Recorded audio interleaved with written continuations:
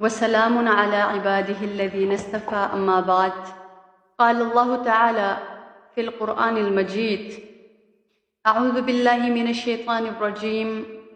بسم الله الرحمن الرحيم. ولكل أمة جعلنا منسكا ليذكروا اسم الله على ما رزقهم من بهيمة الأنعام.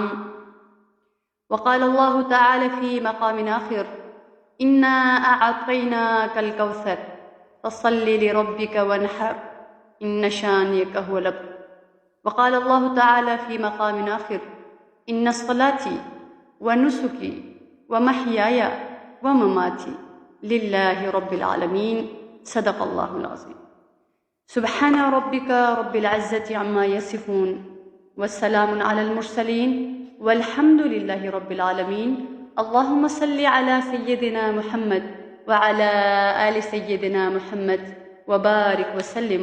اللهم صل على سيدنا محمد وعلى آل سيدنا محمد وبارك وسلم. اللهم صل على سيدنا محمد وعلى آل سيدنا محمد وبارك وسلم. رب اشرح لي صدري ويسر لي أمري واحلل عقدة من لساني يفقهوا قولي. رب زدني علما رب زدني علما ربی زدنی علما. اللہم ارنا الحق حقا وارزقنا اتباعه وارنا الباطل باطلا وارزقنا اجتنابه. اللہ رب العالمین نے اس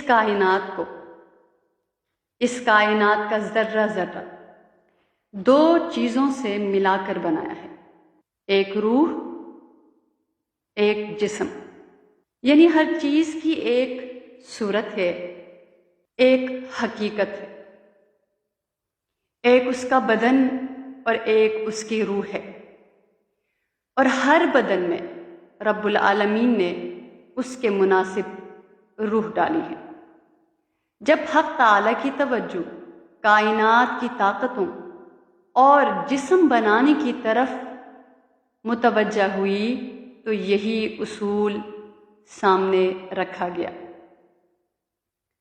سب سے پہلے انسان ہی کو لیجئے کہ پہلے انسان کا جسم تیار کیا جاتا ہے، جس کی ابتدا نطفہ یعنی ایک گندے قطرے سے ہوئی، جس کا ذکر قرآن عظیم الشان میں ہے: وَلَقَدْ خَلَقْنَا الْإِنسَانَ مِنْ سُلَالَةٍ مِّن طِينٍ ثُمَّ جَعَلْنَاهُ نُطْفَةً فِي قَرَارٍ مَّكِينٍ ثُمَّ خَلَقْنَا النُّطْفَةَ عَلَقَةً فخلقنا العلقة مضغة فخلقنا المضغة عظاما فخلقنا العظام لحما ثم أنشأناه خلقا آخر فتبارك الله أحسن الخالقين.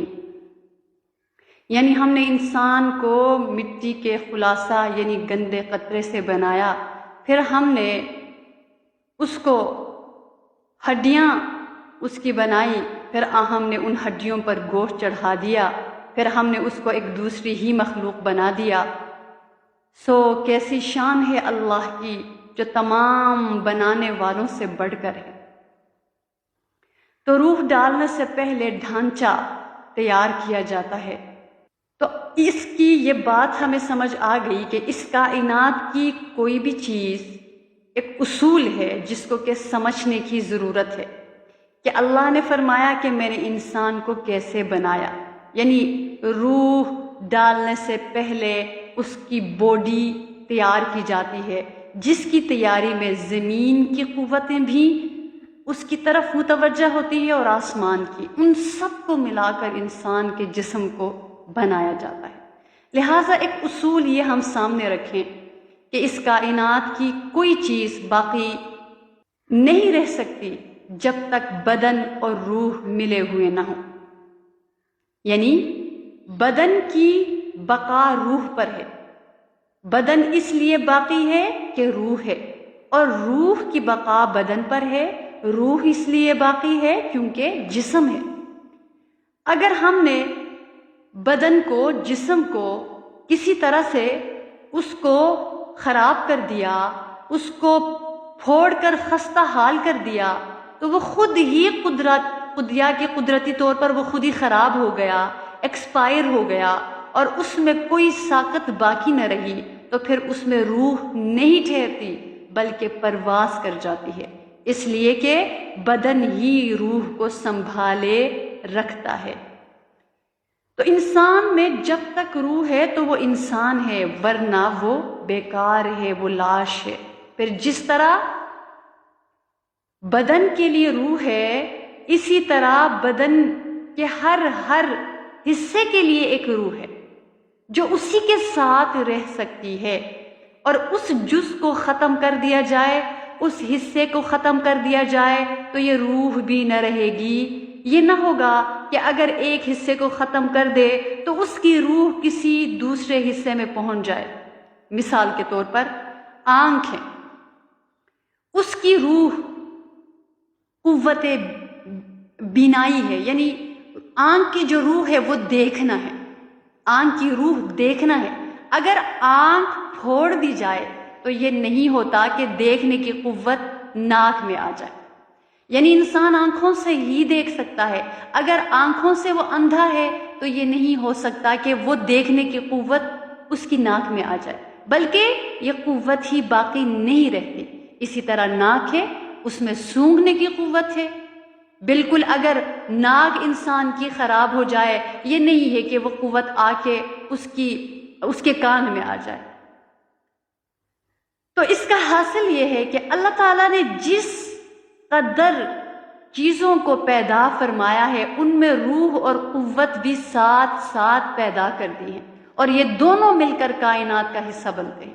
اگر دونوں کو الگ کر دیا جائے تو اسی حقیقت کو موت کہتے ہیں۔ تو یہ معلوم ہوا کہ بدن روح کی پہچان کا ذریعہ ہے اور روح بدن کی بقا کا ذریعہ ہے۔ تو یہ دوسرا اصول ہو گیا۔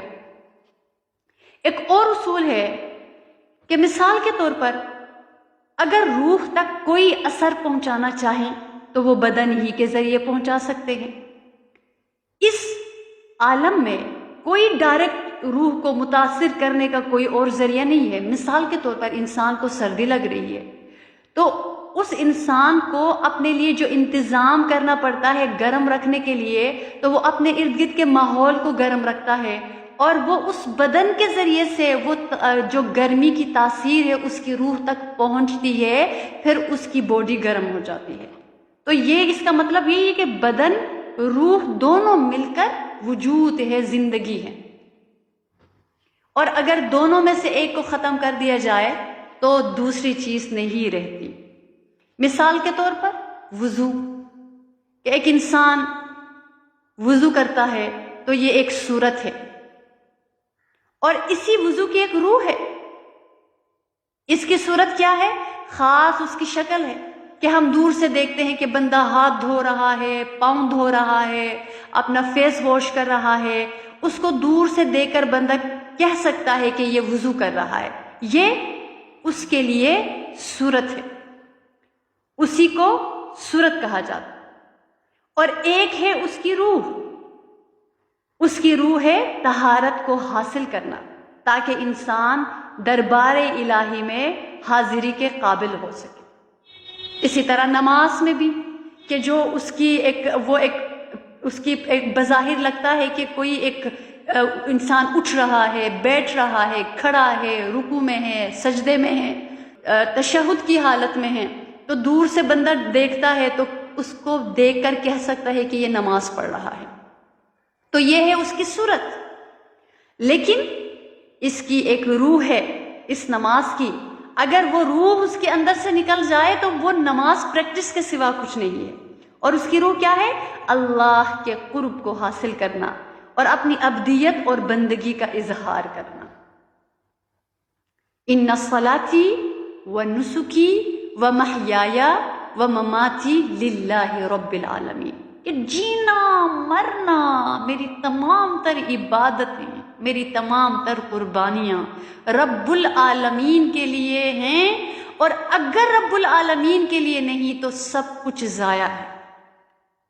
تو بالکل اسی طرح جو قربانی ہے اس کی بھی ایک صورت ہے اور ایک روح ہے۔ صورت تو جانور ذبح کرنا ہے، اور اس کی حقیقت نفس کی یعنی احسار نفس، اپنے نفس کو قربان کرنا، احسار نفس کا جذبہ پیدا کرنا، یعنی اپنے نفس میں یہ جذبہ پیدا کرنا کہ دوسروں کو اپنے اوپر قربان کرنا، دوسروں کو اپنے اوپر ترجیح دینا اور اللہ کا قرب حاصل کرنا۔ تو ظاہر ہے کہ یہ روح بغیر جانور ذبح کیے حاصل نہیں ہو سکتی۔ ہر صورت میں اس کے مطابق جیسے بتایا گیا کہ روح ڈالی جاتی ہے، نماز میں نماز کی روح، زکوٰۃ میں زکوٰۃ کی روح اور قربانی میں قربانی کی روح ڈالی جاتی ہے، یہاں تک کہ اللہ تعالیٰ نے اس کی جو صورت مقرر کر دی وہی اختیار کرنا پڑے گی۔ اگر وہ کسی چیز کی قربانی طلب کرے تو قربانی دینی پڑے گی۔ لن تنالوا البر حتى تنفقوا مما تحبون، یعنی تم خیر کامل کبھی حاصل نہ کر سکو گے، تم نیکی کی اس کی آخری حد کو، اس کے آخری درجے کو، اس نیکی کی اچھی صورت کو نہیں پہنچ سکتے یہاں تک کہ اپنی پیاری چیز کو خرچ نہ کرو گے، اپنی عزیز چیز کو خرچ نہ کرو گے۔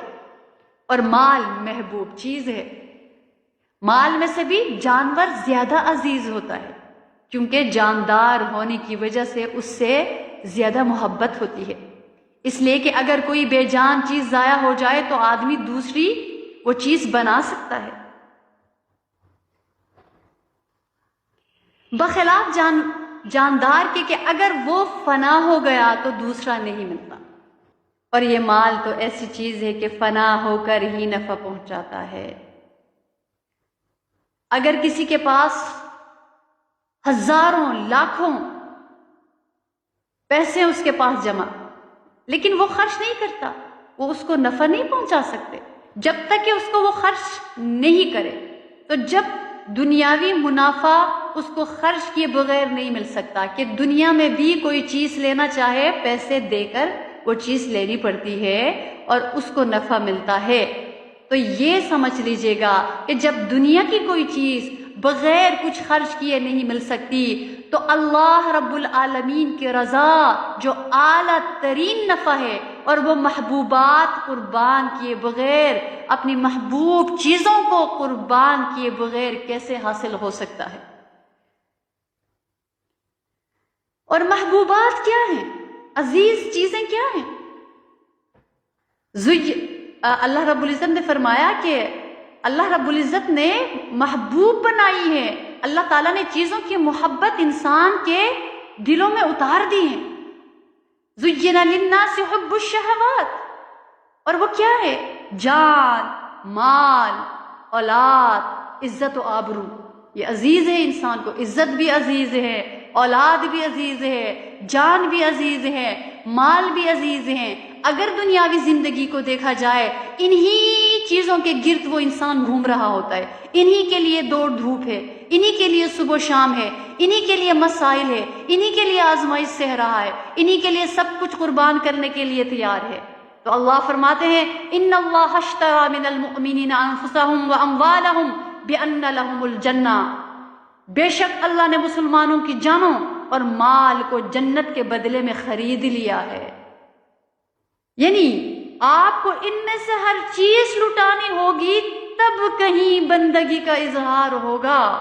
در حقیقت جنت تو ایمان کے بدلے میں ملے گی اور اعمال تو ایمان کی شناخت اور پہچان کا ذریعہ ہے۔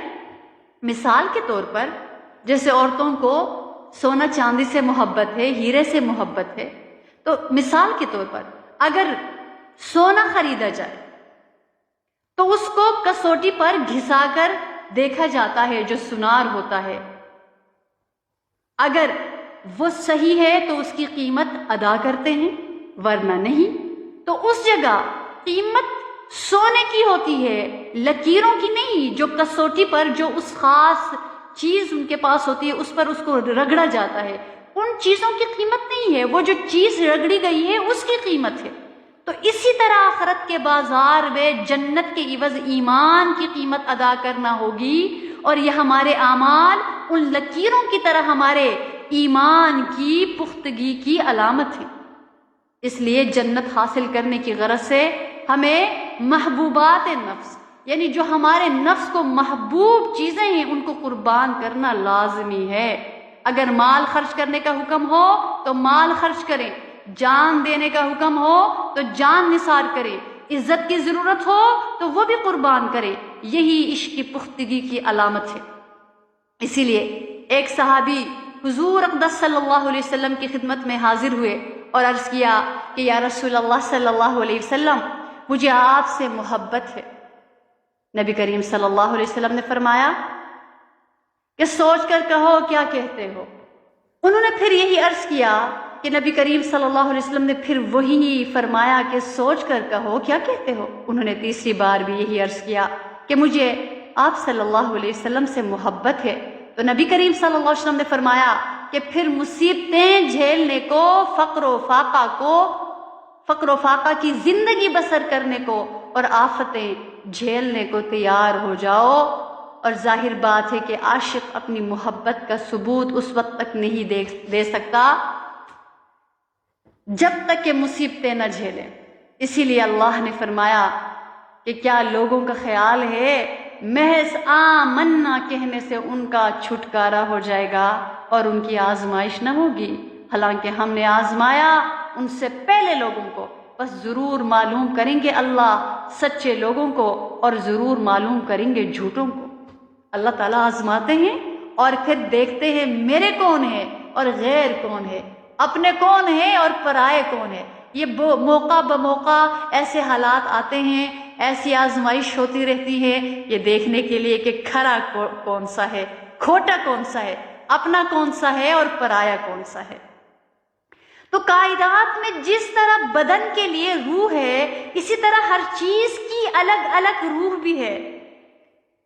بالکل اسی طرح سارے اعمال کی ایک روح ہے، جتنے بھی ہمارے اعمال ہیں ان کی ایک روح ہے، پھر ہر عمل کی الگ الگ روح بھی ہے، اور اس روح کا نام تقویٰ ہے۔ لن ينال الله لحومها ولا دماؤها ولكن يناله التقوى منكم۔ اللہ کو قربانی کا گوشت اور خون نہیں پہنچتا لیکن تمہارا تقویٰ پہنچتا ہے۔ تو قربانی کی روح بھی تقویٰ ہے۔ اسی طرح اللہ رب العزت نے فرمایا کتب علیکم الصیام کما کتب علی الذین من قبلکم لعلکم تتقون، کہ تم پر روزوں کا حکم ہوا جیسے تم سے پہلے لوگوں پر حکم ہوا تھا، شاید کہ تم پرہیزگار ہو جاؤ۔ تو روزے کا حاصل بھی تقویٰ ہی ہے۔ اور اللہ پاک نے فرمایا ان الصلاۃ تنہی عن الفحشاء والمنکر، کہ نماز بے حیائی اور برے کاموں سے روکتی ہے، جس کا حاصل تقویٰ ہے۔ لہٰذا نماز، روزہ اس کو بھی چھوڑیے، بلکہ فرمایا کہ مشرق اور مغرب کی طرف منہ کر لینا نیکی نہیں ہے۔ ہاں نیکی یہ ہے کہ جو اللہ اور قیامت کے دن اور ملائکہ اور کتابوں اور نبیوں پر ایمان لائے، اس کی محبت پر مال دے، رشتہ داروں کو، یتیموں کو، مسکینوں کو، مسافروں کو، سوالیوں کو، اور گردنیں چھڑانے میں، اور نماز قائم کرے اور زکوٰۃ دے۔ جو لوگ اپنے عہد پورے کریں اور تنگی اور سختی میں صبر کرنے والے، یہی لوگ سچے ہیں اور یہی لوگ متقی ہیں۔ اللہ اکبر کبیرہ۔ اس سے بھی پتہ چلا، اس سے بھی معلوم ہوا کہ ہمارے جو اعمال ہے ان سب کا جو حاصل ہے وہ تقویٰ ہے۔ اس لیے تقویٰ اختیار کرنا۔ اسی لیے نبی کریم صلی اللہ علیہ وسلم نے ارشاد فرمایا کہ الایمان سر والاسلام علانیہ، کہ ایمان پوشیدہ چیز ہے اور اسلام ظاہر ہے، کیونکہ قربانی کا قائم مقام صدقہ یا کوئی اور عبادت نہیں ہو سکتی۔ اسی لیے نبی کریم صلی اللہ علیہ وسلم نے ارشاد فرمایا کہ بقر عید یعنی عید الاضحیٰ کے روز سب سے زیادہ محبوب عمل قربانی ہی ہے۔ تو اس روز سوائے اس عمل کے دوسرا عمل کیسے اس کا قائم مقام اس کے برابر کا ہو سکتا ہے؟ لہٰذا حدیث میں ہے صحابہ کرام نے عرض کیا یا رسول اللہ صلی اللہ علیہ وسلم یہ قربانیاں کیا ہیں؟ نبی کریم صلی اللہ علیہ وسلم نے ارشاد فرمایا سنت ابیکم ابراہیم، کہ تمہارے باپ ابراہیم علیہ السلام کی سنت ہے؟ صحابہ رضی اللہ تعالی عنہم نے سوال کیا فما لنا فیہا یا رسول اللہ، کہ یا رسول اللہ صلی اللہ علیہ وسلم اس میں ہمارا کیا نفع ہے، یعنی ہمیں کیا فائدہ پہنچے گا؟ فرمایا بکل شعرۃ حسنہ، کہ قربانی کے ہر بال پر ایک نیکی ملے گی۔ اللہ اکبر۔ تو یہ اجر و ثواب صدقہ وغیرہ پر کیسے مرتب ہو سکتا ہے؟ صدقہ میں بال کہاں ہیں؟ تو بات دراصل وہی ہے کہ ہر صورت میں اس کے مطابق روح ڈالے جائے۔ اب یہاں پہ اگر ہم قربانی کا ذکر کرتے ہیں تو ایک شخصیت ضرور ان کا نام ذہن میں آتا ہے، اور وہ ہے اللہ کے محبوب صلی اللہ علیہ وسلم کے آباء و اجداد میں سے حضرت ابراہیم خلیل اللہ علیہ الصلاۃ والسلام۔ اللہ اکبر کبیرہ۔ تو اس مقدس سلسلہ رسالت اور نبوت کے سب سے پہلے فرد جسمانی وجود کے اعتبار سے حضرت آدم علیہ السلام ہے، جیسے کہ ہم سب کو پتہ ہے، اور سب سے آخری فرد بلکہ فرد کامل، انسان کامل حضرت محمد مصطفیٰ احمد مجتبیٰ شفیع المذنبین صلی اللہ علیہ وسلم ہے، اور درمیانی افراد میں سے ایک اہم ترین شخصیت حضرت ابراہیم خلیل اللہ علیہ الصلاۃ والسلام کی ہے۔ آپ سے پہلے نبوت اور رسالت افرادی طور پر عطا کی جاتی تھی کہ جس علاقے میں ضرورت ہوئی وہاں پہ اللہ نے اپنے پیارے بندے کو نبوت سے نوازا، لیکن حضرت ابراہیم علیہ السلام کو یہ شرف خاندانی طرز پر عطا فرمایا گیا، اس لیے نبوت اور رسالت پھر آپ ہی کے خاندان اور آپ ہی کی اولاد میں رہی، اور حضرت ابراہیم علیہ الصلاۃ والسلام جو کہ نبی اور جو کہ اللہ کے بہت ہی بہترین اور اللہ کے خلیل کہ ان کے بیٹے جو کہ حضرت اسحاق اور حضرت اسماعیل علیہ السلام، پھر اس کے بعد وہ سلسلہ آگے چلتا رہا۔ لہٰذا آپ کے بیٹوں میں سے اگر ایک بیٹے حضرت اسحاق علیہ السلام کو ان کی اولاد اور نسل میں انبیاء و رسل کی کثیر تعداد کا شرف ان کو حاصل ہوا، تو دوسرے بیٹے یعنی آپ کے جلیل القدر بیٹے حضرت اسماعیل علیہ الصلاۃ والسلام کو یہ فضل عطا کیا گیا، ان کی اولاد میں خاتم الانبیاء والرسل کو پیدا کیا گیا جو تمام انبیاء سابقین اور تمام رسولوں کے کمالات کے جامع تھے۔ عید الاضحیٰ پر قربانی کی رسم، یہ جو ایک قربانی کی عبادت کا تعلق ہے، یہ حضرت ابراہیم علیہ السلام اور آپ کے بڑے بیٹے حضرت اسماعیل علیہ السلام سے ہے۔ لہٰذا یوں تو جانی اور مالی قربانی دینے کی عبادت آدم علیہ السلام کے دور سے چلی آئی ہے، تو نبوت کی ابتدا سے ہی انسان کو تعلیم دی گئی کہ وہ اللہ تعالیٰ کی رضا کے لیے اس کے بتائے ہوئے طریقوں سے مال کی قربانی بھی دیا کریں، اور جان کی قربانی کا موقع پیش آئے تو جان جیسی عزیز چیز بھی قربان کرے۔ لہٰذا قرآن میں حضرت آدم علیہ الصلاۃ والسلام کے دو بیٹوں کی قربانی کا ذکر سورہ مائدہ میں کیا گیا۔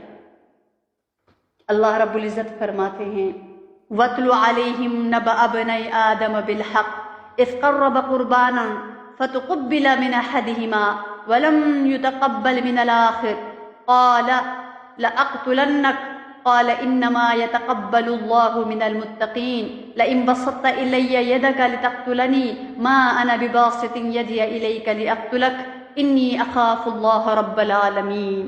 اللہ اکبر کبیرہ۔ لہٰذا حضرت آدم علیہ السلام کے دو بیٹوں کا جو ذکر اللہ پاک نے قرآن پاک میں فرمایا کہ ان کے دو بیٹوں نے مالی قربانی پیش کی، ان میں سے ایک کی قربانی قبول ہو گئی اور جس کا جذبہ خراب تھا اس کی قبول نہ ہوئی۔ یہ ابن آدم قابیل تھا جس کی قربانی قبول نہ ہوئی تھی، اس نے حسد اور جلن میں آ کر اپنے بھائی حابیل کو قتل کر ڈالا، جس کی قربانی کو نیک نیتی اور خلوص کی وجہ سے شرف قبولیت حاصل ہو گیا تھا۔ حابیل نے اللہ رب العزت کے حکم پر ثابت قدم رہ کر جان دے دی اور اپنے بھائی پر حق تعالی کے خوف اور خشیت کی وجہ سے ان کے بھائی کے اوپر ظلم نہ کیا، مارا نہ۔ لہٰذا قرآن کہتا ہے کہ اگر تو مجھے قتل کرنے کے لیے میری طرف اپنا ہاتھ بڑھائے گا تو میں تجھے قتل کرنے کے لیے تیری طرف اپنا ہاتھ بڑھانے والا نہیں ہوں، کیونکہ میں اللہ رب العالمین سے ڈرتا ہوں جو سارے جہانوں کا رب ہے، جو سارے عالمین کے رب اور پروردگار ہے۔ تو یہ تمام زمین دنیا میں جو انسان کا وجود ہوا سب سے پہلا قتل تھا، اور اللہ پاک کی فرمانبرداری میں جان کی بھی سب سے پہلے قربانی تھی۔ گویا نسل انسان میں سب سے پہلے شہید حابیل ہیں، اس میں کوئی شک نہیں ہے کہ یہ بھی اللہ کی خوشنودی حاصل کرنے کے لیے جان کی قربانی تھی۔ مگر حضرت ابراہیم علیہ السلام نے بڑی عمر میں عطا شدہ اپنے اکلوتے بیٹے کو جس طرح اللہ کی رضا پر قربانی کے گھاٹ چڑھا دیا، اس میں اور حابیل کی جان قربانی میں زمین و آسمان کا فرق ہے۔ حضرت ابراہیم علیہ السلام کی قربانی جذبہ ایثار کا انتہائی شاہکار اور شان ابدیت کا ایک حیران کن کارنامہ ہے۔ اللہ اکبر کبیرہ، کیونکہ اولاد انسان ہی کو نہیں بلکہ جانوروں جیسی بے شعور مخلوق کو بھی اپنی جان سے زیادہ عزیز ہوتی ہے، اور اولاد کی جان بچانے کے لیے ماں باپ اپنی جان کی بازی لگا دیتے ہیں۔ حضرت خلیل اللہ اور حضرت ذبیح اللہ علیہ السلام کے واقعے کو اگر دیکھا جائے تو بڑا عجیب یہ واقعہ ہے۔ حضرت ابراہیم علیہ السلام کی جو شادی شدہ زندگی پر 1 صدی کے قریب طویل عرصہ گزر جاتا ہے، اور ان کی زوجہ محترمہ حضرت سارہ علیہ السلام سے کوئی اولاد نہیں ہوتی، تو حضرت ابراہیم علیہ السلام کی عمر کی صدی اسی بے اولادی میں پوری ہو رہی ہے۔ تب آپ اپنے رب سے دعا کرتے ہیں کہ رب حب لی من الصالحین۔ اللہ تعالیٰ ان کی دعا سن لیتے ہیں اور فرماتے ہیں کہ پھر خوشخبری دی ہم نے ان کو ایک حلیم لڑکے کی۔ لہٰذا 100 سال یعنی زیادہ عمر کو پہنچ کر حضرت ابراہیم علیہ السلام کی دوسری زوجہ مطہرہ حضرت حاجرہ رضی اللہ تعالی عنہما کے بطن سے اسماعیل علیہ السلام پیدا ہوئے۔ تو حضرت ابراہیم علیہ السلام اللہ کے حکم سے ایسی وادی کی طرف روانہ ہو جاتے ہیں جس کو ملک حجاز یعنی مکہ مکرمہ وادی غیر ذی زرع، بے آب و گیا میدان جس میں نہ کوئی پانی ہے نہ کوئی سبزہ ہے، اپنی اہلیہ اور اپنے چھوٹے بیٹے کو لاتے ہیں اس طرف، اور محض اللہ کے بھروسے پر تھوڑا سا توشہ جو سفر میں کام آ جائے کھانا، اس کو ساتھ لے کے حضرت حاجرہ اور دودھ پیتے بیٹے کو اللہ کے بیت الحرام کے پاس کچھ پانی اور کچھ تھوڑا سا توشہ کے ساتھ چھوڑ جاتے ہیں۔ اور اللہ تعالیٰ نے خلیل اللہ علیہ السلام کی دعا کی برکت سے، اور جو ان کی بشارت یعنی بیٹے کی صورت میں تھی، ان کی برکت سے وہی سامان مہیا کر دیا، اور اللہ کے خلیل کے جگر گوشے کی شدت پیاس، جو ایڑیوں کی رگڑ سے پانی کا ایک ایسا چشمہ زمین پر اللہ تعالیٰ نے اس کو زمین سے نکالا کہ جیسے آج بھی اگر دیکھا جائے تو آگے پیچھے بھی تحقیق کر کے دیکھ چکے ہیں کہ یہ اصل میں اس کا منبع یہ اصل میں آتا کہاں سے ہے، تو کوئی بھی اس کی اس اصل جگہ تک نہیں پہنچ سکتا۔ اللہ نے اس کو نکالا، اور ابراہیم علیہ السلام کی دعا اور حاجرہ علیہ السلام کی ان کا اخلاص، ان کی قربانی، اللہ پر بھروسہ، اور اس معصوم بچے کے اوپر اللہ کو جو ایک پیار آیا، تو وہ اس کی ایک مثال، وہ ایک معجزہ ابھی تک جاری و ساری ہے۔ اس پہ اللہ نے غذا کی بھی قوت رکھی اور پیاس بجھانے کا بھی ذریعہ رکھا۔ تو لہٰذا اللہ پاک کی جو بشارت یعنی حضرت غلام حلیم یعنی حضرت اسماعیل علیہ السلام جب اس قابل ہو گئے کہ اپنے باپ کے ساتھ دوڑ دھوپ کر سکے، چل پھر سکے، اور حضرت ابراہیم علیہ السلام کی دعوت توحید اور تبلیغ جو اس کے لیے اللہ نے مبعوث فرمایا تھا اس کے لیے تیار ہو سکے، تو اللہ رب العزت کی طرف سے ابراہیم علیہ السلام کو خواب آتا ہے کہ آپ اپنے اکلوتے بیٹے کو ذبح کر رہے ہیں. یعنی کوئی ایسا حکم آیا کہ ایک دن حکم آیا خواب کے ذریعے سے، ایک خواب دیکھا. انبیاء کرام علیہ السلام کے خواب محض خیالات نہیں بلکہ حقیقت پر مبنی ہوتے. پہلے روز تعبیر ذہن میں نہ آئی، اگلے روز پھر خواب دیکھا، پھر بھی ذہن میں ایک تردد، ایک شک رہا، ایک واضح چیز نظر نہیں آئی اور اس کا مطلب سمجھ میں نہ آیا. یہاں تک کہ پھر تیسرے دن خواب آیا اور خواب میں نظر آیا. تب حضرت ابراہیم علیہ السلام کو یقین ہو گیا کہ امیدوں کے اس اکلوتے سہارے کی قربانی ابراہیم علیہ السلام کے رب کو مطلوب ہے، ان کو چاہیے. سوچا کہ بیٹے سے ذکر کر کے دیکھوں کہ اس کی کیا رائے ہے، خوشی سے اپنی جان کی قربانی کے لیے تیار ہوتا ہے یا کہ زبردستی یہ کام کرنا پڑے گا. یہ عجیب بات ہے. یہاں آپ ذرا غور کیجئے کہ باپ کا تو امتحان ہے ہی، بہت بڑا امتحان ہے، لیکن بیٹے کا جذبہ اور بیٹے کی سوچ اور بیٹے کی تربیت، کہ ابھی بھی جیسے آج کل اللہ تعالیٰ نے انسان کی آسانی کے لیے یہ جو کریم اور اوبر ہم اس میں بہت کچھ منگواتے ہیں، ہم بہت کچھ اس کے ذریعے سے اپنے کام نکالتے ہیں، لیکن ہمیں تجربہ ہے، آپ سب کو تجربہ ہوگا جو ایسے کام کرنا پڑتا ہے بے شمار مواقعوں پہ، کہ ہر طرح کے لوگوں سے ہمارا واسطہ پڑتا ہے. یعنی ان میں ایسے بھی لوگ ہوتے ہیں جو بہت اخلاقی ہوتے ہیں، ایسے بھی لوگ ہوتے ہیں جو بدتمیز ہوتے ہیں، جن کو اخلاق نہیں ہے، جن کو بات کرنے کا طریقہ نہیں آتا. تو یہ بات ذہن میں آتی ہے کہ ان کی تربیت نہیں ہوئی ہے گھر سے. یعنی عام لفظوں میں ہم کہتے ہیں ایجوکیٹڈ نہیں ہے، یہ ایجوکیٹڈ ہے، اصل میں اس کی تربیت اس کے گھر سے نہیں ہوتی. جس کی تربیت اس کے گھر سے ہوتی ہے ان سے بھی واسطہ پڑتا ہے، بڑے ان کے اخلاق ہوتے ہیں، بڑے بولنے کا طریقہ ہوتا ہے.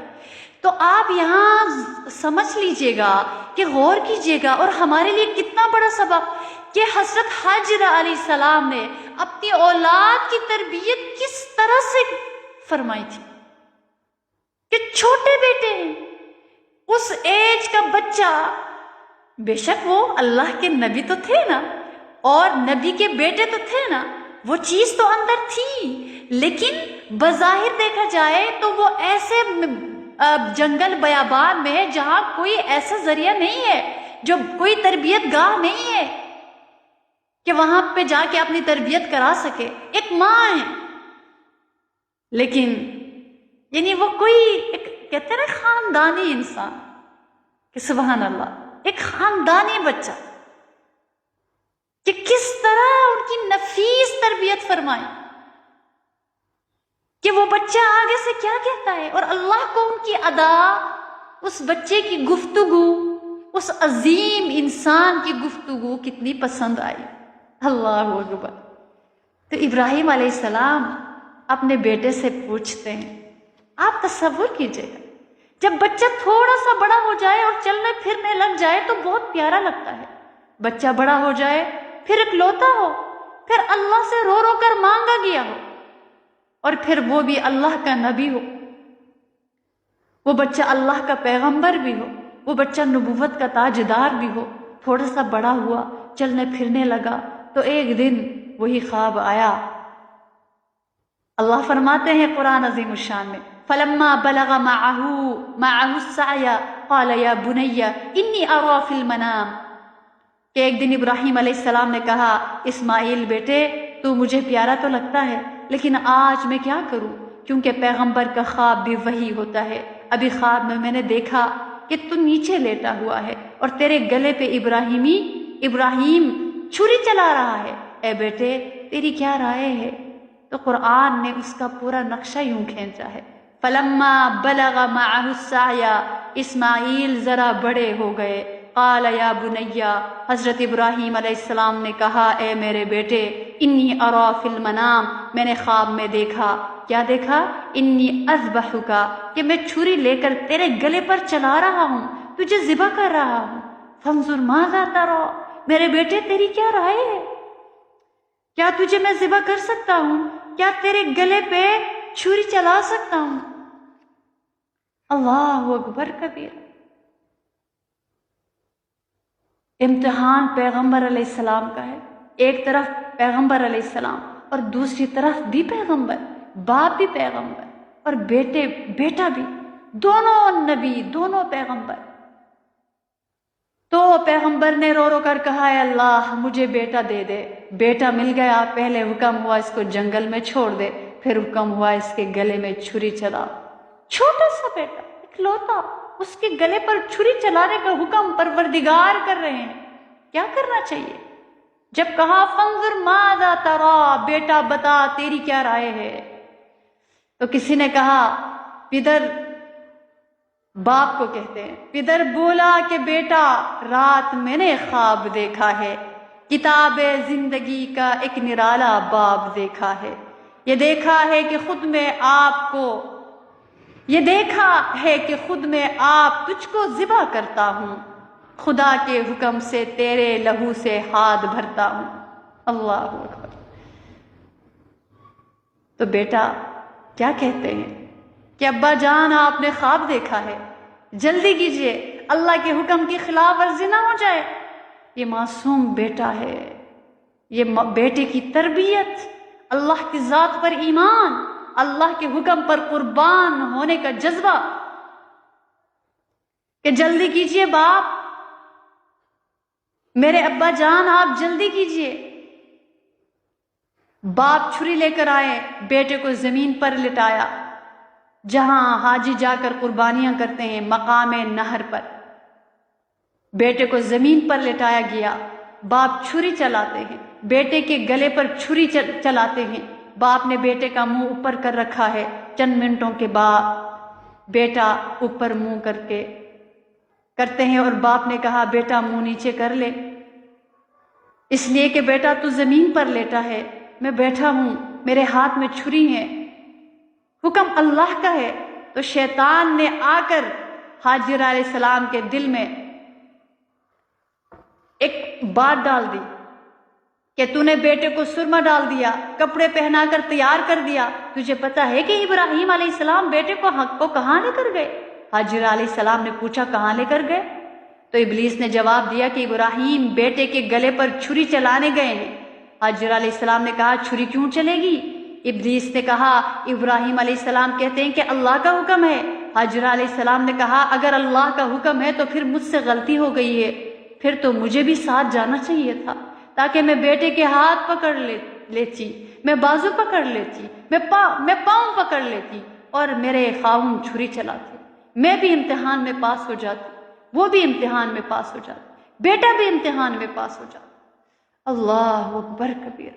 باپ چھری چلا رہے ہیں گلے پر، آنکھوں کے ساتھ آنکھیں ٹکراتی ہیں۔ بیٹے نے کہا ابا جان میں منہ نیچے کرتا ہوں، میں منہ زمین کی طرف کرتا ہوں، کہیں ایسا نہ ہو کہ میری آنکھ آپ کی محبت کی آنکھ سے ٹکرا جائے اور چھری چلانے میں تاخیر نہ ہو جائے۔ بیٹے نے زمین کی طرف منہ کر لیا۔ باپ چھری چلاتے ہیں، اوپر بھی نبی نیچے بھی نبی، اللہ اکبر، درمیان میں چھری ہے، چھری کا کام کاٹنا ہے، ٹکڑے ٹکڑے کرنا ہے، لیکن آج چھری چلتی کیوں نہیں ہے؟ جس طرح آگ کا کام جلانا تھا، اللہ نے آگ کو روک دیا تھا کہ میرے ابراہیم کو مت جلاؤ، اسی طرح چھری کا کام کاٹنا ہے۔ آج چھری کو حکم ہے کہ اسماعیل علیہ السلام کو کاٹنا نہیں ہے، ٹکڑے ٹکڑے نہیں کرنا، ذبح نہیں کرنا۔ تو ابراہیم علیہ السلام پورا زور لگانے کے بعد، ابراہیم علیہ السلام اپنی قوت آزمانے کے بعد، ابراہیم علیہ السلام چھری چلانے کے بعد پوچھتے ہیں کہ چھری تو چلتی کیوں نہیں؟ تیرا کام تو کاٹنا تھا، تیرا کام تو ٹکڑے ٹکڑے کرنا تھا، ساری زندگی تو کاٹتی رہی، لیکن آج تجھے کیا ہو گیا ہے؟ چھری جیسے کہ گویا کے جواب میں کہتی ہے کہ ابراہیم علیہ السلام میں کس کی بات مانوں؟ جلیل کا حکم ہے کہ کاٹنے کی اجازت نہیں ہے، اسماعیل کی آنکھیں بندی ہیں، ابراہیم علیہ السلام کی آنکھیں بندی ہیں۔ چند منٹوں بعد دیکھا اسماعیل علیہ السلام کی جگہ ایک جنت کا دمبا لا کر رکھا گیا اور چھری اس دمبے کے گلے پر چل گئی۔ قرآن پاک نے کیا خوبصورت اس کا نقشہ کھینچا۔ فلما بلغ معه السعي قال يا بني إني أرى في المنام أني أذبحك فانظر ماذا ترى قال يا أبت افعل ما تؤمر۔ بیٹے نے کہا ابا جان جلدی کر، جو حکم اللہ نے دیا ہے اس میں تاخیر نہ کر لیجئے، کیونکہ ستجدنی ان شاء اللہ من الصابرین، مجھے صبر کرنے والوں میں سے آپ پائیں گے۔ فلما اسلم وتلہ للجبین، اور اسماعیل علیہ السلام کو پیشانی کے بل زمین پر لٹا دیا اور ذبح کرنا شروع کر دیا۔ وفدیناہ بذبح عظیم، اور اس کے بدلے ایک دمبا اللہ نے جنت سے لا کر رکھ دیا۔ تو قرآن نے اسی کو آگے جا کر کہا ان ھذا لہو البلاء المبین وفدیناہ بذبح عظیم، کہ اللہ نے فرمایا ابراہیم تو نے میرے حکم پر بیٹے کے گلے پر چھری چلانے کا ارادہ کر لیا، اگر چھری آج چل جاتی پھر قیامت تک عید الاضحیٰ کے موقع پر ہر باپ اپنے بیٹے کے گلے پر چھری چلاتا۔ ابراہیم تم سر اٹھاؤ، تم کامیاب ہو گئے ہو، تم نے امتحان میں گولڈ میڈل حاصل کر لیا۔ میں نے تجھے کہا کہ آگ میں کود جا تو آگ میں کود پڑا، میں نے کہا بچے کو جنگل میں چھوڑ دے، تو نے بچے کو جنگل میں چھوڑ دیا، میں نے کہا بیٹے کے گلے پر چھری چلا تو چھری چلانے کے لیے تیار ہو گیا، لہٰذا میں نے تجھے سب سے اعلیٰ نمبروں پر پاس کر دیا، سب سے اعلیٰ، کہ متقین کے لیے امام بنا دیا، متقین کے لیے امام بنا دیا۔ اللہ اکبر کبیرہ۔ اسی لیے روایت میں آتا ہے کہ حضرت ابراہیم علیہ السلام نے حضرت اسماعیل علیہ السلام کے ہاتھ باندھ دیے تاکہ جلد یہ کام انجام دے دے، ایسا نہ ہو کہ ذبح کی تکلیف سے طبعی طور پر بے چین ہو کر تڑپنے لگے اور اللہ رب العزت کے حکم میں تاخیر ہو۔ یہ منظر دیکھ کر زمین و آسمان اور ان کے بسنے والوں پر کیا گزری وہ کیفیت، اللہ اکبر، ناقابل بیان ہے۔ قرآن نے اس کا کوئی نقشہ نہیں کھینچا، اور غالباً اس میں اشارہ ہے اس بات کی طرف کہ ہر شخص اپنے دل پر ہاتھ رکھ کر خود سوچ لے کہ اس جذبہ قربانی کا ارادہ بھی کرے گا تو دل پاش پاش ہو جائے گا، اور جو لوگ اس منظر کو دیکھ لیں گے ان کی بے اختیار چیخیں نکل جائیں گی۔ اللہ اکبر کبیرہ۔ تو اصل میں قربانی کی حقیقت یہ تھی کہ عاشق خود اپنی جان کو اللہ کے حضور پیش کرتا، مگر اللہ کی رحمت دیکھیے کہ ان کو یہ گوارا نہ ہوا، اس لیے حکم دیا کہ تم جانور ذبح کر دو، ہم یہی سمجھیں گے کہ تم نے خود اپنے آپ کو قربان کر دیا۔ تو لہٰذا اس واقعے سے یہ معلوم ہوا کہ ذبح کا اصل مقصد جان کو پیش کرنا ہے۔ تو اس میں انسان جان نثاری کا جذبہ اپنے اندر پیدا کرے۔ تو قربانی کی روح تو جان دینا ہے، لیکن جو انسان اعتراض کرتا ہے کہ یہ جو جانور ہے اس کو ذبح کرنے سے بہتر ہے کہ میں صدقہ دے دوں، کسی غریب کے کام آ جاؤں، تو یاد رکھیے گا کہ قربانی کی روح تو جان دینا ہے اور صدقے کی روح مال دینا ہے۔ پھر اس عبادت کا صدقے سے مختلف ہونا اس طرح سے ہے کہ اس طرح سے معلوم ہوتا ہے کہ صدقے کا کوئی دن متعین مقرر نہیں ہے، مگر جو قربانی ہے اس کا دن مقرر ہے اور اس کا نام بھی یوم النحر ہے، اور عید الاضحیٰ یعنی قربانی کا دن رکھا گیا۔ اسی لیے صحابہ کرام رضی اللہ تعالی عنہم فرماتے ہیں ہم کو حضور اقدس صلی اللہ علیہ وسلم نے ہدایت فرمائی کہ ہم قربانی کی آنکھ اور کان کو خوب دیکھ بھال لیا کریں، اور ہم ایسے جانور کی قربانی نہ کریں جس کا کان آگے سے کٹا ہوا ہو، اور نہ جس کا کان پیچھے سے کٹا ہوا ہو، اور نہ جس کا کان چرا ہوا ہو، اور نہ جس کے کانوں میں سوراخ ہو، یعنی بہت ہی خوبصورت جانور اللہ رب العزت کے راستے میں دینا ہے۔ لیکن آج کل اس میں پڑھ کے کچھ لوگ بڑے عجیب کام کرنے لگے، جانوروں کو بادام کھلا رہے ہیں، جانوروں کو مکھن کھلا رہے ہیں، دودھ پلا رہے ہیں، لوگ بھوک سے مرے جا رہے ہیں، ان کو کوئی لقمہ کھلانے والا نہیں ہے، یہاں جانوروں کو کھلایا جاتا ہے۔ جانوروں کے لیے اللہ نے چارہ بنایا ہے، جانوروں کو چارہ کھلائے، بہت خوبصورت میں جا کے بہت سارے پیسے لگا دینے سے بہتر ہے کہ ایسے جانور لے لے وہ دوسروں کے کام آ جائے۔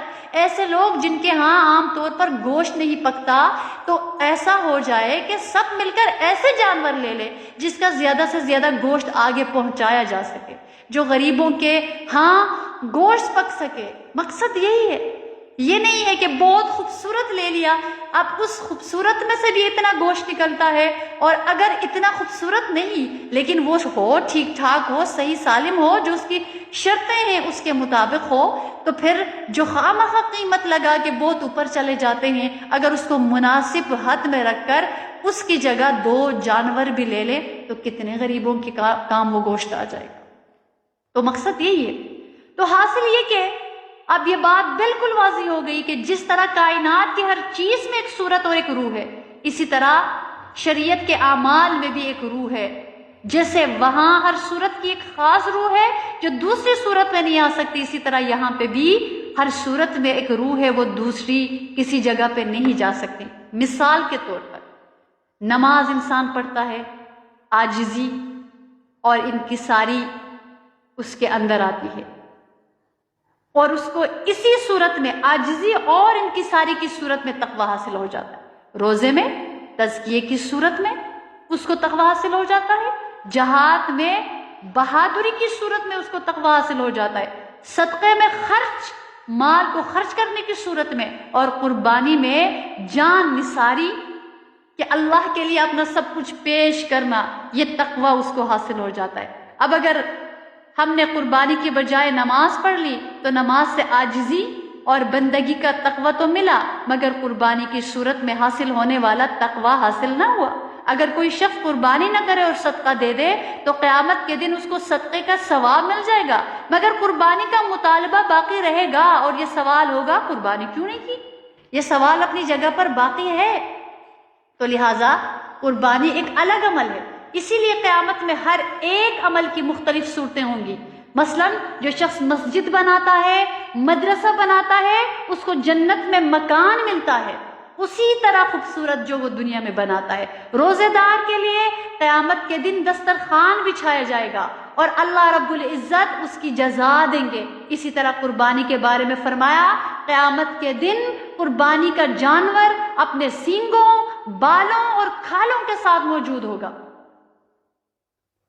لہٰذا اس جگہ ایسی چیزوں کا ذکر ہے جن کو ہم بیکار سمجھ کر پھینک دیتے ہیں، یعنی اس کی ایسی بیکار چیزیں، ان پر بھی ثواب دیا جا رہا ہے، تو جو اصلی چیزیں یعنی گوشت، اس پر کیوں ثواب نہیں ملے گا؟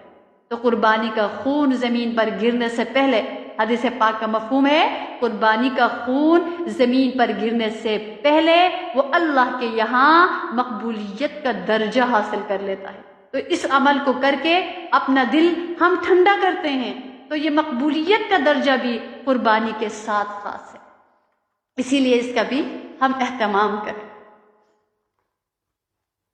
تو اسی لیے ایک کلمہ پڑھنے والا جب کلمہ پڑھ کر اسلام کا دعویٰ کرتا ہے کہ میں مسلمان ہوں، تو سب سے پہلے اس سے نماز کی صورت میں اس کی خودی، اس کی ایگو، عزت نفس اور وقت کی قربانی طلب کی جاتی ہے کہ ہمارے سامنے ہاتھ باندھ کر کھڑے ہو جاؤ، پھر جھکو، پھر اپنی عظیم چیز، سب سے اشرف چیز جو ہمارے جسم میں، یعنی ہمارا ماتھا، ہمارا چہرہ اور ہماری پیشانی ہے، تو اللہ فرماتے ہیں اس کو زمین پر رگڑو۔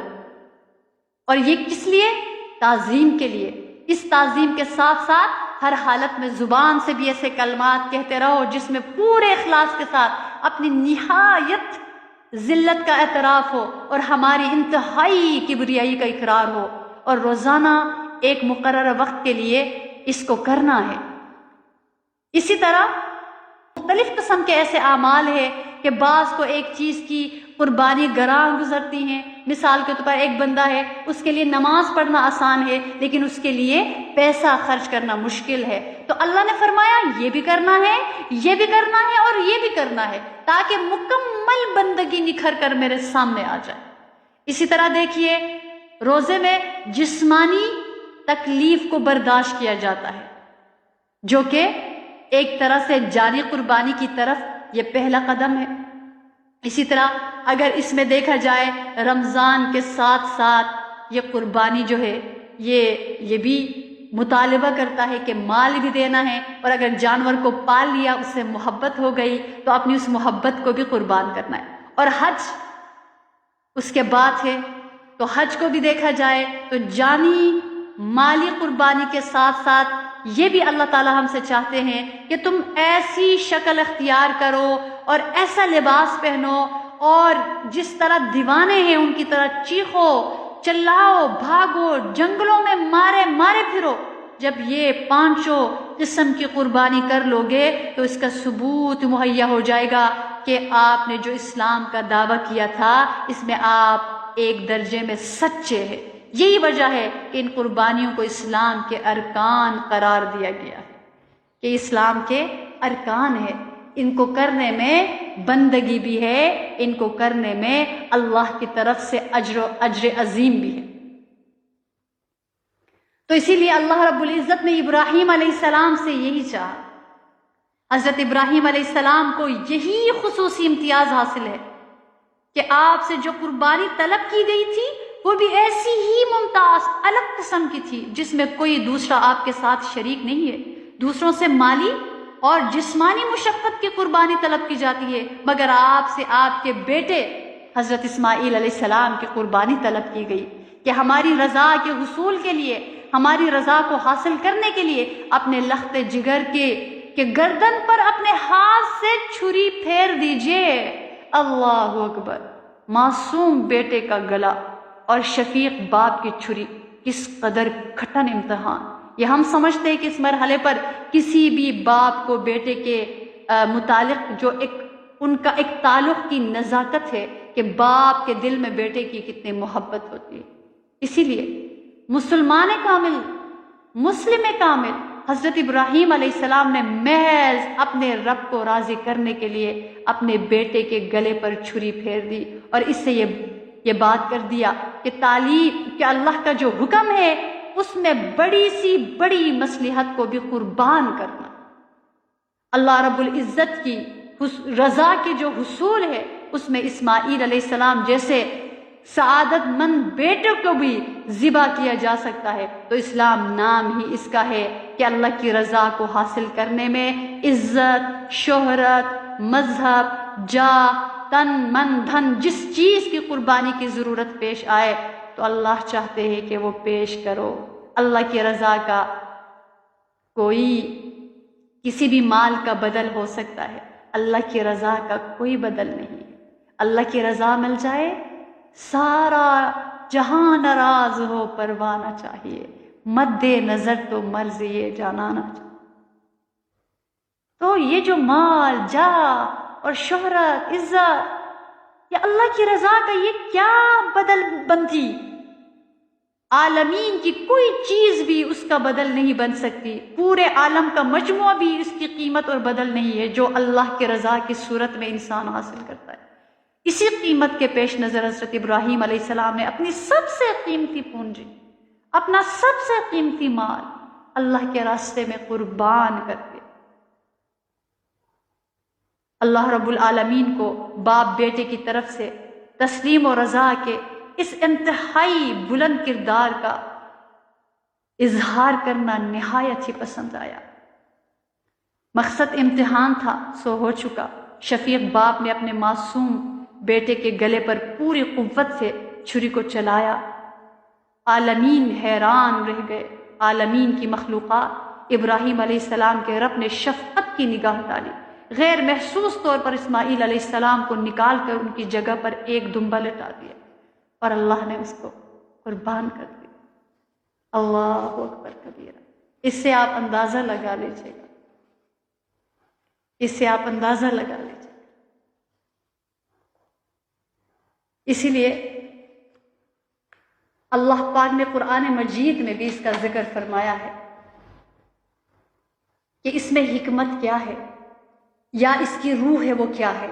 ایک ہے جو ہم قربانی پیش کرتے ہیں مال کی صورت میں، یہاں عموماً سوالات آتے ہیں، اکثر خواتین کو پتہ ہے اور اکثر کو نہیں بھی پتہ، کہ کئی دفعہ ایسے بھی سوالات آتے ہیں کہ اگر میں قربانی نہ کروں اور اگر وہ مال کسی فلاں غریب کو دے دوں، یا یہ کہ اگر پورے خاندان کی طرف سے ایک جانور قربان کریں، ویسے یہ تو اختلافی مسئلہ ہے، لیکن بات کل میں عرض کر رہی تھی کہ یہاں اللہ سے جو تعلق ہے نا، یہ ایک ضابطے کا تعلق ہوتا ہے، ایک رابطے کا تعلق ہوتا ہے۔ ضابطہ یہ ہے کہ جس کے اوپر قربانی فرض ہے وہ کرے، اور رابطہ یہ ہے کہ میں کیسے کہاں سے لے کے اللہ کے سامنے قربانی کے لیے اپنا کوئی جانور پیش کر سکوں۔ ان 3 دنوں میں، جو کہ 3 دنوں میں اللہ کے آگے اس قربانی کو پیش کرنا، اس جانور کا خون بہانا اللہ کو سب سے زیادہ محبوب ہے۔ تو کیا طریقہ ایسا ہو یا اللہ کہ مال اگر میرے پاس نہیں ہے، کیا ایسا انتظام ہو کہ میں بھی اس کو اختیار کروں اور میں بھی اللہ کو راضی کرتے ہوئے اللہ کے سامنے خون کا نذرانہ اس جانور کی صورت میں پیش کر سکوں، اور حقیقت میں وہ میرے دل کا جذبہ ہو، کیونکہ قربانی کی حکمتیں ہیں اور اس کی روح ہے۔ ایک یہ کہ موت کی یاد دہانی، جب انسان اپنی جمع پونجی کر کے جانور خریدتا ہے اور اس کو لاتا ہے، اس کو پالتا ہے، کیونکہ میرے اللہ نے فرمایا ہے، کیونکہ میرے اللہ کو پسند ہے، کیونکہ میرے رسول صلی اللہ علیہ وسلم نے یہ عمل پوری زندگی کیا ہے اور میں نے یہ کرنا ہے۔ میں نے یہ نہیں دیکھنا کہ میرے اوپر واجب ہے، میرے اوپر فرض ہے، یہ سنت ابراہیمی ہے، مجھے بس اتنا پتا ہے کہ یہ اللہ کو پسند ہے، یہ اللہ کو محبوب ہے۔ اگر پورے سال میں کروڑوں جانور اکٹھے ذبح کرے، وہ ثواب نہیں مل سکتا جو ان 3 دنوں میں اللہ نے ثواب رکھا ہے، جو ان 3 دنوں میں اللہ نے اجر رکھا ہے، جو ان 3 دنوں میں اس کی برکتیں رکھی ہیں۔ تو اس میں جو اجر ہے، اس میں جو ثواب ہے، وہ اور دنوں میں نہیں ہے۔ تو کیا انسان نہیں چاہے گا کہ میری طرف بھی اللہ رضا کی نگاہ سے دیکھے؟ تو اگر یہ دیکھنا ہے تو ہم ان چیزوں میں نہ جائیں۔ بالکل جو مجبور ہیں، جو نہیں کر سکتے، وہ کہاں سے لا کے کریں گے؟ تو پھر ان کے لیے اللہ پاک نے اور اعمال بتا دیے اپنے محبوب صلی اللہ علیہ وسلم کے ذریعے سے کہ بال نہ کاٹو، ناخن نہ کاٹو، اور حاجیوں کی صورت اور شکل اختیار کرو، اور عید کے دن جب وہ اس سے پاک ہو کر نکلے تو تم بھی نکلو، تو تمہیں بھی ثواب اللہ عطا کریں گے۔ لیکن جن کا بس چلتا ہے، جن کے پاس تھوڑا بہت بھی ہے، کچھ نہیں تو حصہ ہی ڈال دے کہ وہ جو ایک اجر ملنا ہے، وہ جو ایک ثواب ملنا ہے، وہ تو مل جائے۔ اس میں ریاکاری نہ ہو، اس میں دکھاوا نہ ہو، میں نے 3 جانور کر دیے، میں نے 4 کر دیے، میرے ہاں بڑا بیل ہو گیا، میرے ہاں اونٹ ہو گیا۔ مقصد یہ ہے کہ آپ نے جو یہ جانوروں کی گنتی ہم کرتے ہیں نا، جانوروں کی گنتی کرنے سے زیادہ اہم چیز اپنے اندر کے ان جذبات، برے جذبات کو جن کو قربان کیا، ان کی گنتی زیادہ ضروری ہے کہ ان جذبات کو کیا ہم نے قربان کیا، ان خواہشات کو کیا ہم نے قربان کیا، وہ غلط نظریات کو کیا ہم نے قربان کیا، اور وہ بندگی کا ڈھنگ ہم میں آیا کیا، اس کو پیش کرنے کے ساتھ ساتھ یہ چیزیں پیش کی۔ کیونکہ قربانی کی روح کیا ہے؟ ایک ہے موت کی یاد دہانی، کہ جیسے یہ جانور مر گیا اور یہ جانور کا خون بہہ گیا اور یہ مر گیا، اسی طرح میں نے بھی مرنا ہے۔ جس طرح یہ مر گیا، میں نے بھی مرنا ہے، میرے اوپر بھی وقت آئے گا۔ یہ جانور ہو کر اللہ کے لیے قربان ہو گیا، پتہ نہیں میری موت کیسے آئے گی، پتہ نہیں میں نے کیسے مرنا ہے، پتہ نہیں میری موت کیسے لکھی ہے، کہاں لکھی ہے، کس بستی میں، کس علاقے میں، کس گھر میں، کس گلی میں، کس حالت میں، کس کیفیت کے ساتھ۔ کیونکہ کما تعیشون تموتون، جو زندگی ہم گزار کر جاتے ہیں، موت اسی حالت کے اوپر آتی ہے، یہ اللہ کے رسول نے فرمایا۔ تو اس لیے یہ جانور تو جا رہا ہے قربان ہونے، اللہ کے راستے میں یہ قربان ہو گیا، پتہ نہیں میری موت کیسے آئے گی۔ تو ایک اس کو حاصل کرنا ہوتا ہے قربانی کے ذریعے سے۔ دوسرا، جذبات کو قربان کرنا۔ میرے اندر جذبات ہے، یہ بھی جذبات ہے، یہ ہزاروں چیزیں ہمارے سامنے آتی ہیں۔ اللہ کے محبوب صلی اللہ علیہ وسلم نے ایک دائرہ گول بنایا اور چوکور بنایا اور ایک بڑی سی لائن بیچ میں کھینچی اور اندر چھوٹی چھوٹی لائنز بنائی۔ فرمایا کہ بتاؤ یہ کیا ہے؟ سب نے عرض کیا اللہ و رسول اعلم۔ نبی کریم صلی اللہ علیہ وسلم نے فرمایا یہ جو دائرہ ہے، یہ جو چوکور دائرہ، یہ جو چوکور جو ہے لائن ہے، یہ زندگی ہے یا موت ہے، جو کہ بہت ہی مختصر ہے، اور اس کو جو کراس کر کے جا رہی ہے وہ ہمارے جذبات، ہماری تمنائیں، ہماری خواہشات ہیں۔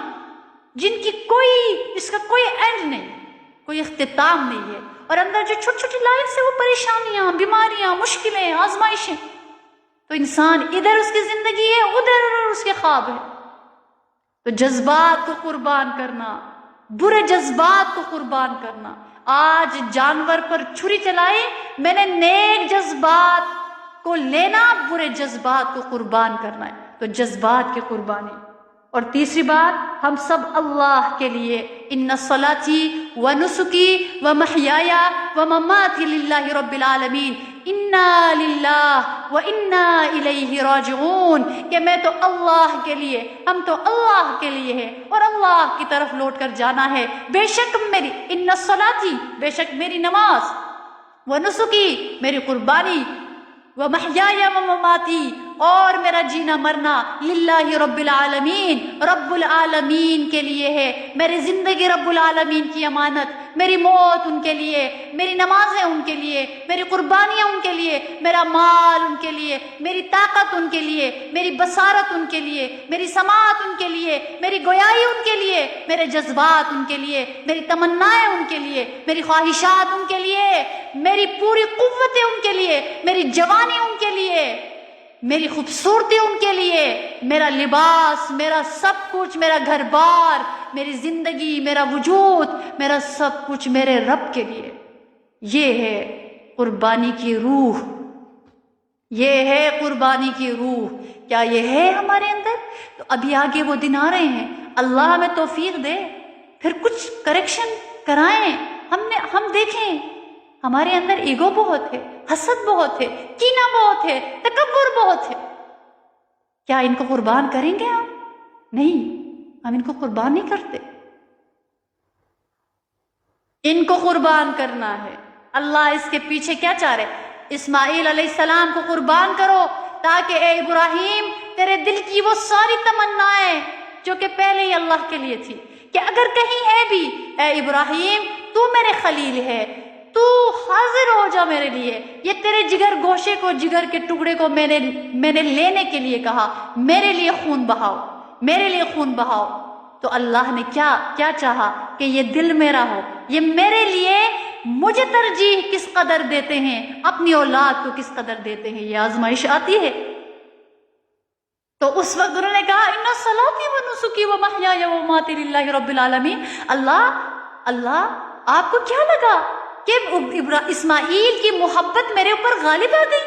یہ کیسے ہو سکتا ہے؟ میں نے آپ کے لیے آگ میں چھلانگ لگا دی، میں نے آپ کے لیے اپنے ماں باپ کو چھوڑ دیا، میں نے آپ کے لیے اپنے معصوم بچے کو اس چٹیل میدان میں چھوڑ کر آ گیا، کوئی جانور بھی نہیں کھا سکتا تھا، میں تو اس وقت اس کو آپ کے حوالے کر چکا، یہ تو ہے ہی تیرا۔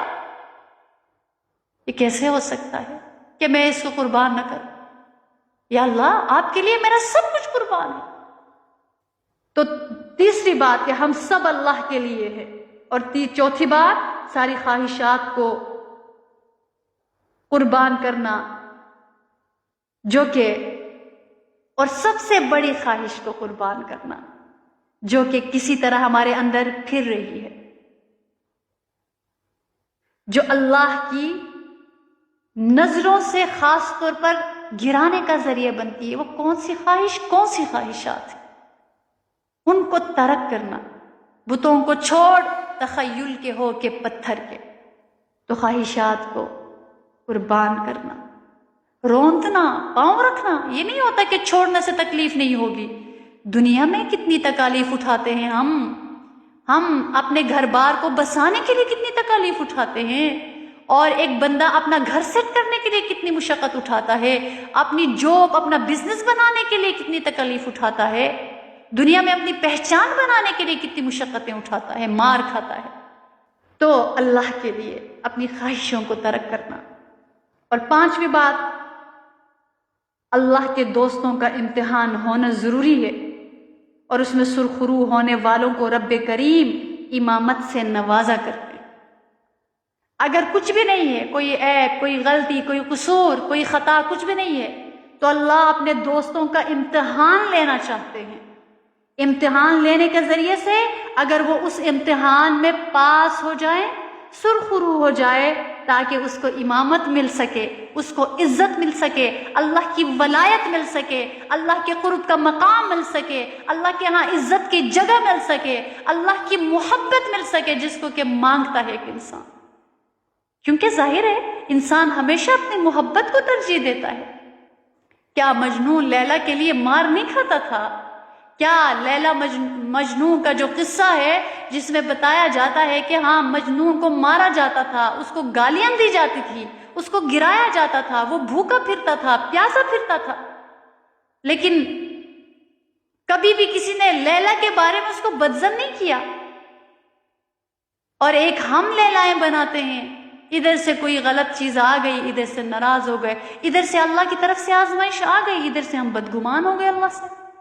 نہیں، اللہ امتحان لیتے ہیں اپنے دوستوں سے، اور وہ اگر سرخرو ہو جائے تو ان کو امامت سے نوازا کرتے ہیں۔ اور چھٹی چیز، اللہ کے سامنے خود کو سرنڈر کرنا کہ میں حاضر ہوں، میں حاضر ہوں، اللہ میں حاضر ہوں، اللہ میرا چہرہ، انی وجہت وجہی للذی فطر السماوات والارض حنیفا وما انا من المشرکین، اللہ میں حاضر ہوں، میرا وجود، میرا سب کچھ آپ کے سامنے حاضر ہے۔ آپ نے کہہ دیا میں حاضر ہوں۔ جیسے اولاد کو بھی ماں باپ کہہ دیں، جو اولاد سب سے آگے آ جائے نا، ماں باپ بڑی محبت کی نظروں سے دیکھتے ہیں، اس کو دیکھو ایک دفعہ کہا تھا دوڑ کے آ گیا۔ ابھی کوئی اسٹوڈنٹ ہے، کوئی اولاد ہے، اگر آپ کی پہلی بات کو ہی مان جائے نا، دل سے دعائیں نکلتی ہیں کہ یا اللہ یہ کام کیسی جفا کشی کے ساتھ، کیسی دل لگی کے ساتھ یہ کام ہو رہا ہے، اور اس کو یاد ہے۔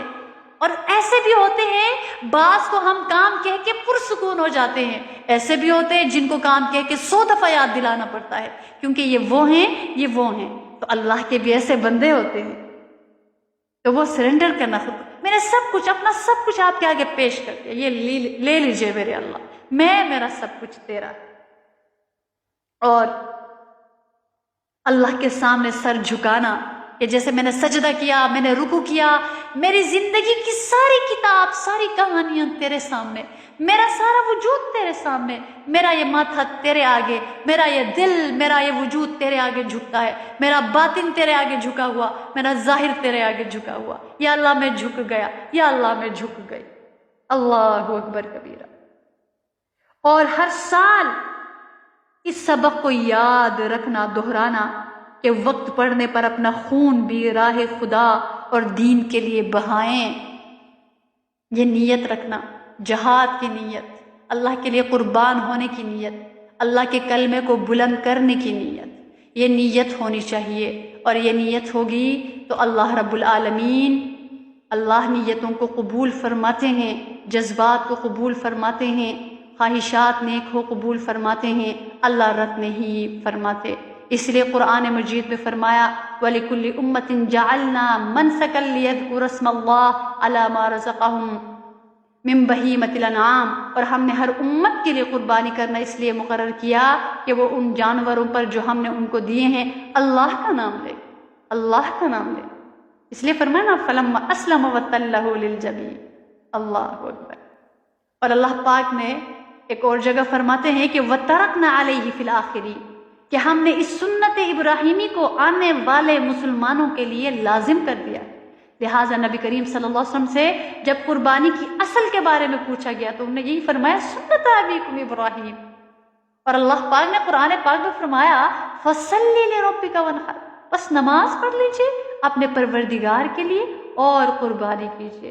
تو نماز کے ساتھ قربانی کا ذکر کرنا، اس سے پتہ چلا کہ یہ کس قدر بڑا عمل ہے، کہ جن کے اوپر واجب ہے، یہ ایک ضابطہ ہے کہ اگر جس کے اوپر جو ہے، جس کے پاس اتنا مال ہے، اس کی ایک حد بتائی گئی ہے آپ، تو اس کے مطابق اگر اتنا مال ہے تو اس پر قربانی واجب ہے۔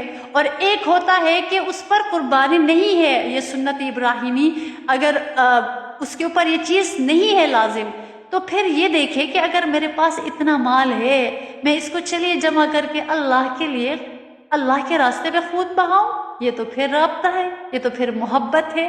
اور اگر یہ بھی نہیں ہے تو پھر اللہ تعالیٰ نے اور کئی ذرائع رکھے ہیں اس کے لیے. لہٰذا یہ کبھی بھی ذہن میں سوچ نہیں آنی چاہیے کہ قربانی کی بجائے وہ کر لے، یا قربانی صرف حاجیوں پر لازم ہے اور ان پہ نہیں ہے. اتنے سارے جانور قربان کرنے سے بہتر ہے کہ ہم جو ہے اس طرح کریں، یا پورے خاندان کی طرف سے اگر ایک صدقہ کریں تو اس کی کیا صورت ہوگی، اور یعنی الگ الگ جن کے اوپر واجب ہو جائے، یا کہ ایک ہی کرے تو ان سب کے اوپر سے وہ فرض یا وہ واجب عمل یا وہ سنت جو ہے وہ نکل جائے گی، یعنی اس کی طرف سے وہ قبول ہو جائے گا.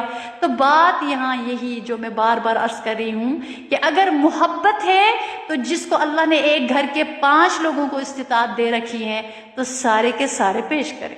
سارے کے سارے اللہ توفیق دی ہے اگر گھر میں سب کو الگ الگ، تو ان کو چاہیے کہ ہر ایک الگ الگ قربانی پیش کرے.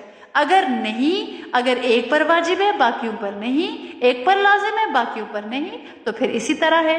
دین میں زبردستی نہیں ہے، لیکن اگر کوئی ایسے اعمال جو اللہ کی طرف سے پسندیدہ ہیں ان کو کوئی کرتا ہے، اللہ رب العزت فرماتے ہیں میں تو بہت قدردان ہوں. انسان چل کے آتا ہے، میری رحمت دوڑ کر جاتی ہے. تو رب کریم اس قربانی کی روح کو اور اس کی حقیقت کو سمجھنے کی ہمیں توفیق عطا فرمائیں، اور جو اس کا صحیح ایک سنت کا طریقہ ہے اس کو اپنانے کی ہمیں توفیق عطا فرمائے. اللہ ذی الحجہ کی ان ایام کو ہمارے لیے اپنی رضا، اپنی محبتوں کا، اپنے محبوب صلی اللہ علیہ وسلم کی اطاعت، ان کی اتباع، ان کی وفا کا ذریعہ بنائے، اور آپ سب کی حاضری کو قبول فرمائے. جزاکم اللہ خیرا، آمین. وآخر دعوانا ان الحمد للہ رب العالمین. سبحان ربک رب العزت عما یصفون وسلام علی المرسلین والحمد للہ رب العالمین. جزاکم اللہ. السلام علیکم ورحمۃ اللہ وبرکاتہ.